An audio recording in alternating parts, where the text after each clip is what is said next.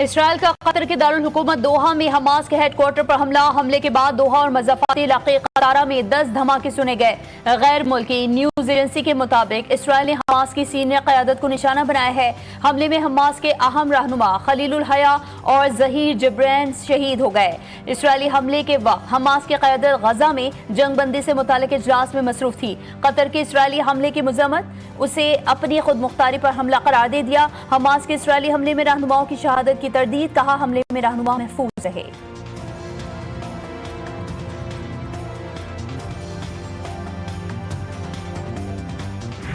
وزیراعظم شہباز شریف سے قازقستان کے نائب وزیراعظم کی ملاقات۔ وزیراعظم کا قازقستان کے نائب وزیراعظم کے لیے نیک خواہشات کا اظہار۔ مشترکہ دلچسپی کے متعدد شعبوں میں دو طرفہ تعاون کو مزید مضبوط بنانے کا عزم۔ وزیراعظم کا کہنا تھا کہ پاکستان اور قازقستان کے درمیان مضبوط برادرانہ تعلقات ہیں۔ دو طرفہ تجارت، سرمایہ کاری اور عوامی روابط بڑھانے کے خواہاں ہیں۔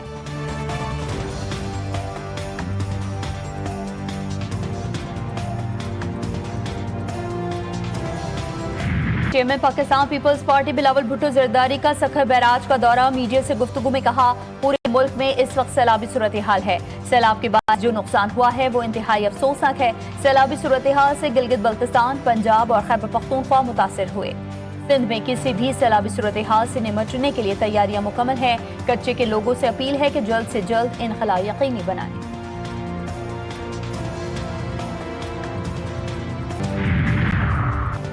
پنجاب سے سیلابی پانی کی آمد۔ دریائے سندھ میں آج انتہائی اونچے درجے کا سیلاب متوقع۔ قریبی علاقوں سے نقل مکانی جاری۔ کوٹ مٹھن کے مقام پر پانی کی سطح میں اضافہ۔ کیرتھر میں بارشوں سے ندی نالوں میں طغیانی۔ وزیر اطلاعات سندھ شرجیل میمن کہتے ہیں دریاؤں میں پانی کی صورتحال اب تک غیر معمولی ہے۔ حکومت سندھ نے ہر صورتحال سے نمٹنے کے لیے اقدامات کر رکھے ہیں۔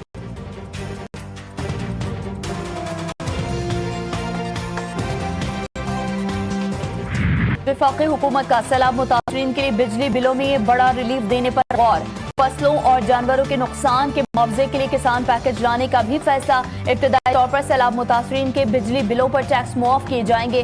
ورکنگ جاری۔ بلوں میں ریلیف وفاقی حکومت کی، لینڈ ریونیو صوبائی حکومت معاف کرے گی۔ سیلاب متاثرین کے لیے ریلیف پر جو ہو سکا کیا جائے گا۔ وفاقی وزیر رانا تنویر حسین کی تصدیق۔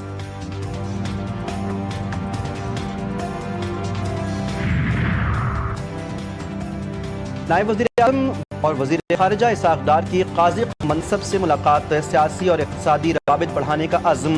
دونوں رہنماؤں میں خطے میں کو فروغ دینے اور آئندہ قازق صدر کے نومبر میں متوقع دورہ پاکستان سے قبل قریبی تعاون جاری رکھنے پر بھی اتفاق۔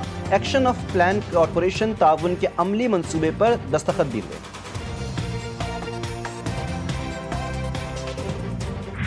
یہ بائیکاٹ نہیں ہے، یہ راہ فرار ہے، اور جو کہ پی ٹی آئی کا عمومی رویہ ہے اور ان کا فیوچر بھی یہی ہے۔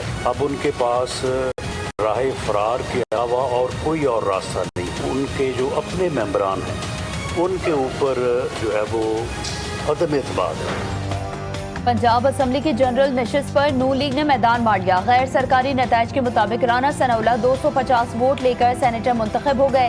رانا ثناءاللہ نے 251 ووٹ حاصل کیے۔ الیکشن کمشنر نے 1 ووٹ مسترد کیا۔ وزیر اعلیٰ پنجاب مریم نواز شریف کی رانا ثناءاللہ کو سینیٹر منتخب ہونے پر مبارکباد پیش۔ اپوزیشن کی جانب سے ضمنی الیکشن کا بائیکاٹ کیا گیا تھا۔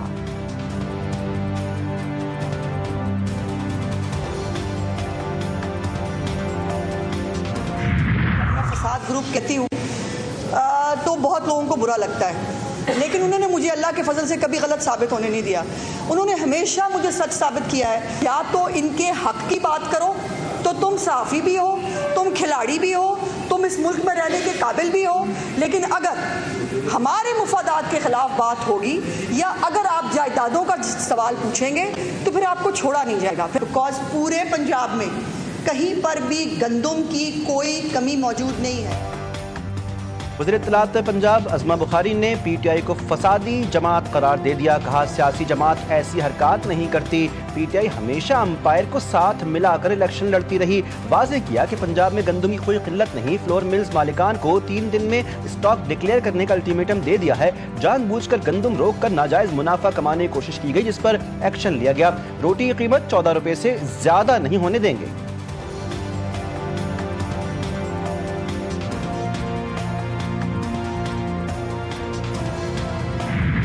9 मई इक़दाम कत्ल और एहतजाज के मुकदमात। बानी पीटीआई और बुशरा बीबी की अबूरी जमानत में तोसी।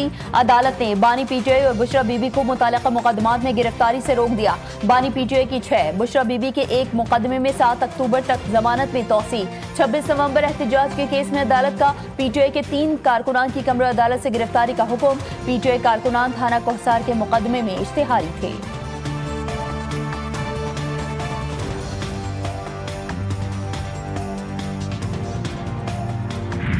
कराची के इलाके न्यू कराची में खौफनाक आतिशज़दगी, मुतासरा फैक्ट्री की 3 मंजिला इमारत गिर गई। फैक्ट्री के गिरते ही जोरदार धमाका हुआ और भगदड़ मच गई। फायर फाइटर और दीगर इमदादी टीमों के एहलकार मलबे तले दब गए। 5 अफराद को जख्मी हालत में निकाल लिया गया। वाक़े में मजमूई तौर पर 8 अफराद जख्मी हुए। एक की हालत तशवीशनाक। मुतासरा फैक्ट्री से मुत्तसिल फैक्ट्री भी आग की लपेट में आ गई। कराची के इलाके गुलिस्तान जौहर ब्लॉक 10 में 5 मंजिला रिहायशी इमारत का ग्राउंड फ्लोर जमीन में धंस गया। जमीन और दीवारों में दरारें पड़ गईं। ग्राउंड फ्लोर के फ्लैट्स की खिड़कियां और गैलरीज टूट गईं। खौफजदा मकीनों ने इमारत खाली करना शुरू कर दी। 3 इमारतों पर मुश्तमिल कॉम्प्लेक्स की ब्लॉक ए और बी महफूज। तीसरी मुतासरा इमारत में ब्लॉक सी और डी बनाया गया था। दोनों ब्लॉक्स में मजमूई तौर पर 60 फ्लैट्स और 300 के करीब अफराद रिहाइश पजीर थे।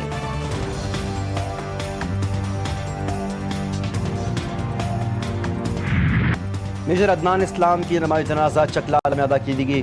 नमाज जनाजा में वज़ीर-ए-आज़म शहबाज शरीफ वाक़ई गुजरा और फील्ड मार्शल आसिम मुनीर, अस्करी और सिविल हुक्काम और शहीद के अहल खाना ने नमाज जनाजा में शिरकत की। ISPR के मुताबिक 31 साला मेजर अदनान इस्लाम भारतीय स्पॉन्सर्ड खवारिज दहशतगर्दों के बुज़दिलाना हमले में जख्मी हुए थे, जो जख्मों की ताब आते हुए शहीद हो गए थे।